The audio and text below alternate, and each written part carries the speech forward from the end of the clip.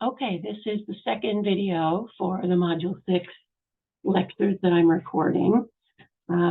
We are going to start here. We just got finished talking about the implicit association test. So let's move on and talk about cognitive dissonance. So sometimes our attitudes change because of this phenomenon known as cognitive dissonance. That's when we have a discrepancy, a disagreement between attitudes and behaviors. Generally, we expect that attitudes will guide behaviors, right? What we believe will guide how we behave. But sometimes people hold conflicting attitudes, or they behave in ways that are inconsistent with what they think their beliefs are. For example, here, animal cruelty is wrong is an attitude, right? And yet this person has some cognitive dissonance because they also eat animals, which isn't kind, right? So how can you both be an advocate for be kind to animals and be an eater of meat, right? That creates this conflict in your mind that doesn't feel good, state of tension, and that's called cognitive dissonance. So we go back to this guy, Leon Festinger, in the 1950s. He's the guy who came up with the term cognitive dissonance and the theory behind it to explain what happens in instances when we hold conflicting attitudes. This is one source of attitude change. So cognitive dissonance is an unpleasant state of tension between two opposing thoughts, like we should be kind to animals, and I enjoy eating animals, right? Those don't kind of mesh. Or liars are bad people, but I just lied. That would also create cognitive dissonance, right? And we're motivated to get rid of the dissonance. We don't like that feeling. So we have some choices here to reduce the dissonance. We can either change the first cognition, or change the second cognition, or introduce a third cognition, a third idea that resolves the conflict between the first two. Right? So here's an example. Somebody who believes they're an honest person, most people do believe that they're an honest person, but they also know they just cheated on a test. Those two things don't get along. You can't say I'm an honest person and then go ahead and cheat, right? Those are in conflict, create dissonance. So how can you get rid of the dissonance? One option is to change the first cognition. Okay, I'm not an honest person. This is not a popular option because people like to believe good things about themselves, right? So another possibility is to change the second cognition, right? I cheated on my psychology exam. Well, I didn't really cheat. I just glanced at someone's answers. I didn't even change my answer, right? So coming up with a way to explain it to yourself where it's not actually cheating, right, will reduce dissonance. Third possibility, coming up with a third idea, a third cognition that makes the other two play nicely, right? Like, okay, I'm an honest person, but yes, I cheated on this test, but I had to cheat because the test was so unfair. Everybody else was cheating. The fair thing to do in that scenario would be for me to cheat too, right? You come up with a rationale that says you can still believe you're an honest person even though you did this. Okay, so the research that started all this off that Festinger came up with, back in 1959 here, he set up a task that he had people do, which was built to be incredibly boring. It was a deliberately boring task. So if you're in his study, you'd be sat in front of this pegboard, and you would be told to turn the pegs clockwise, a quarter turn, row after row after row. Okay, and then when you're done, you go back to the top and turn them another quarter turn for an hour. Okay, so it's supposed to be boring, and presumably most people would experience it as such.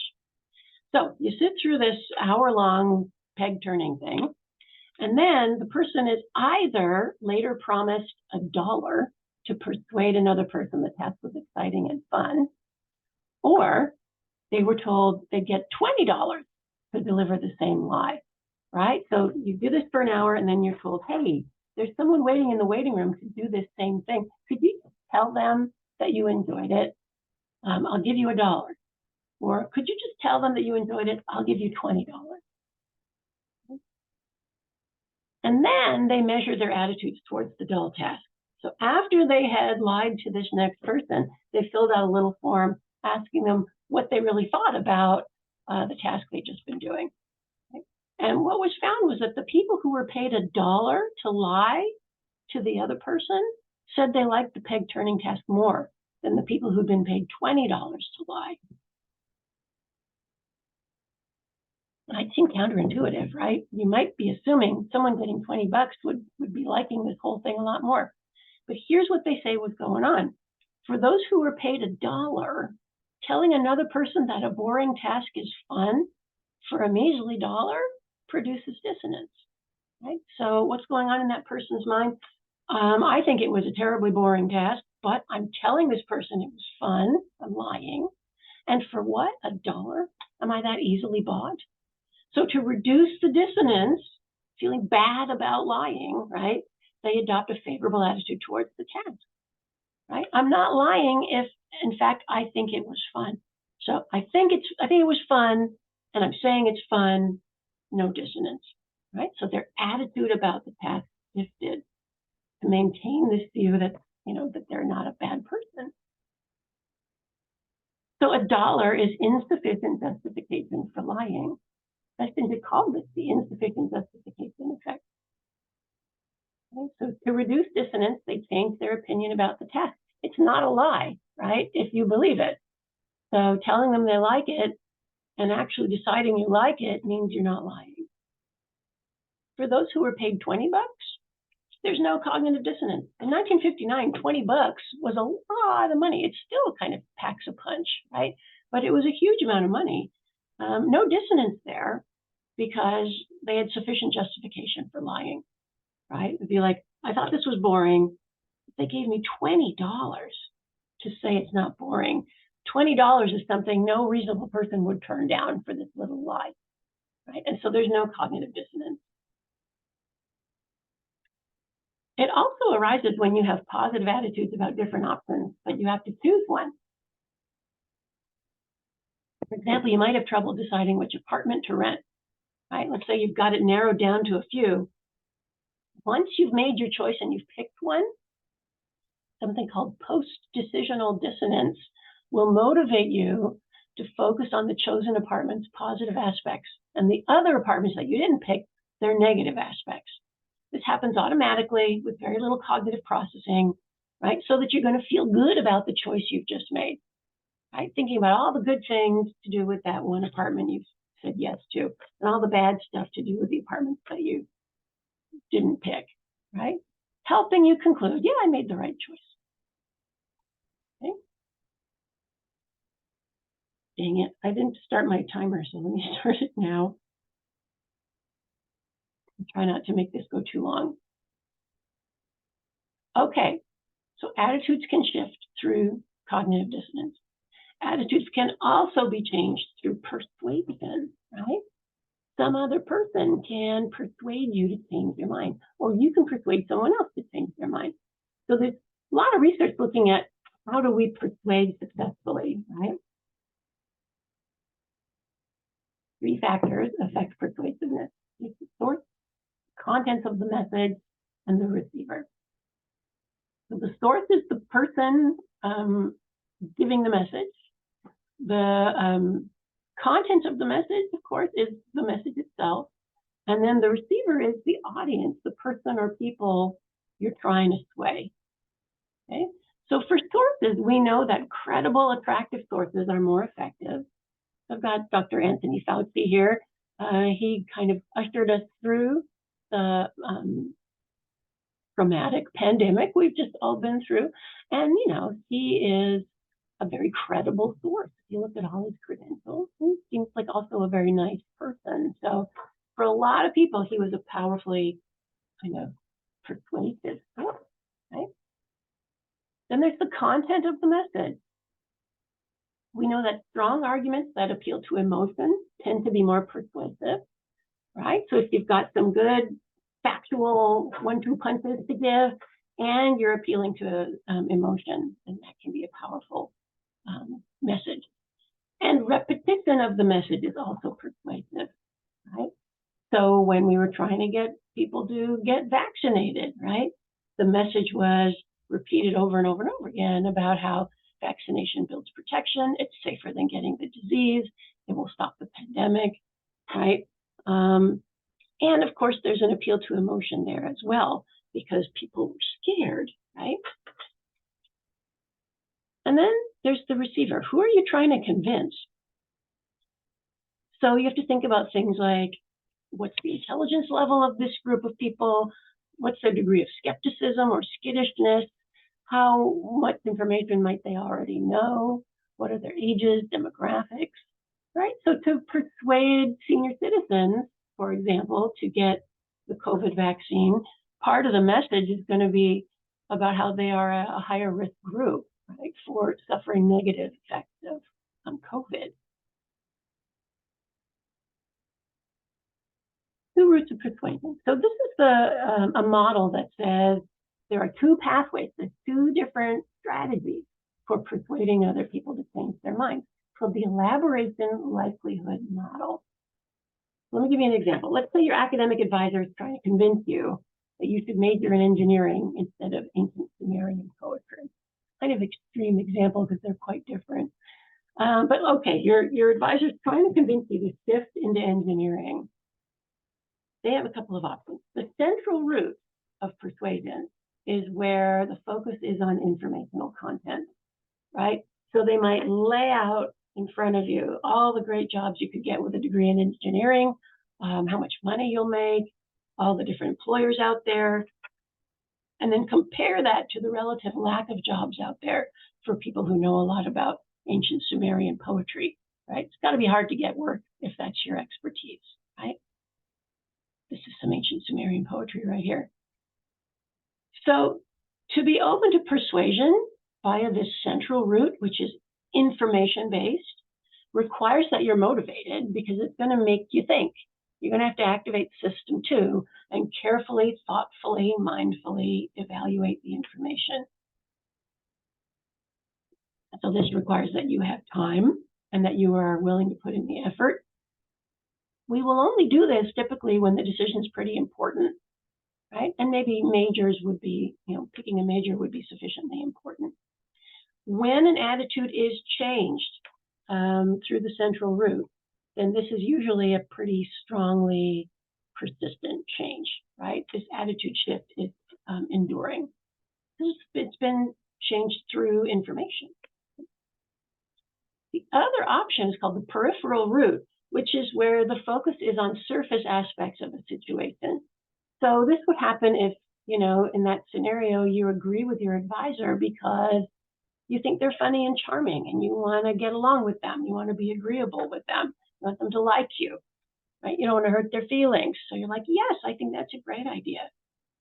So we tend to take this route when we're distracted, when we're rushed, and when we're not motivated to activate system 2. We're not motivated to think deeply, right? And remember that we are lazy creatures, and most of the time, if we don't have to think hard, we won't.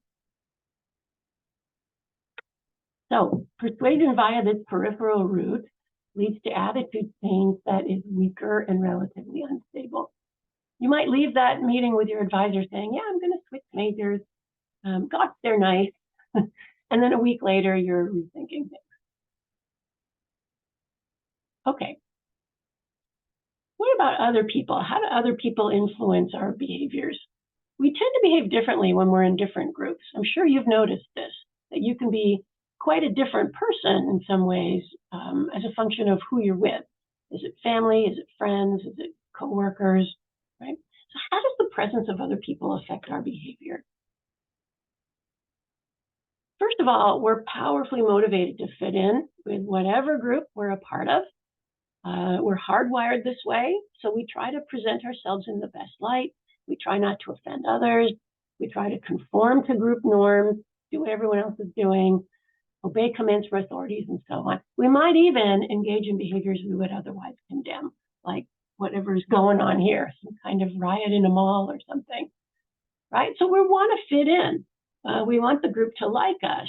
So we're trying to sort of make the best impression. And that might include doing what other people in the group are doing. Okay. Hang on, I just have to take a pause. Sorry, I had to have a little cough break there.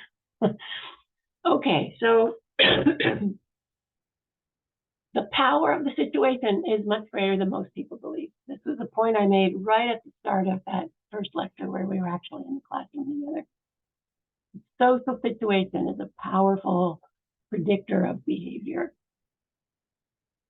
So let's look at something called social facilitation and social loafing. So all the way back to 1897, there was this guy named Norman Triplett who demonstrated that bicyclists will pedal faster when they're biking with other people. Having other people around enhances the performance. Fast forward to 1969, and Robert Zients showed that even cockroaches show this effect.